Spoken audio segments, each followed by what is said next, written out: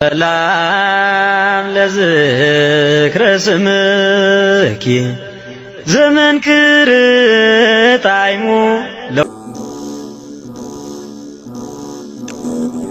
መዝሙር 140 እግዚአብሔር ክሕልወካ ዝግበር ጸሎት ወእግዚአብሔር ካብቶም እኩያት ሰባት ካብቶም ዓመጽቲ ያናግፈኒ ንሳቶም ብልቦም እከይህቅኑ ኩሉ መዓልቲ እውን በኣሲ የልዕሉ መልሓሶም ከም መርዛም ተመን እዩ ቃሎም ከም ሕንዚ ኣፍዑት እዩ ወእግዚአብሔር ካብ ክፉኣት ሰባት ባልሃኒ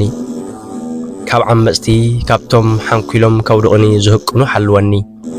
ዕቡያት መፈንጠራ ሓብኡለይ ኣብ ጥቓ መንገዲ መርበብ ዘርግሑ መድፈና ኣጻወዱለይ ወእግዚአብሔር ንስኻ ኣምላኸይ ኢኻ ወእግዚአብሔር ንድምፂ ምህለላይ ጽምበሎ ወእግዚአብሔር ጐይታይ ሓይሊ ምድሓነይ ብመዓልቲ ውግእ ሓለኻኒ ወእግዚአብሔር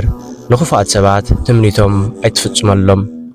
ኣቐንኦም ኣይተስልጠሎም ሰላም ለዝክረ ስምኪ ዘመንክር ጣዕሙ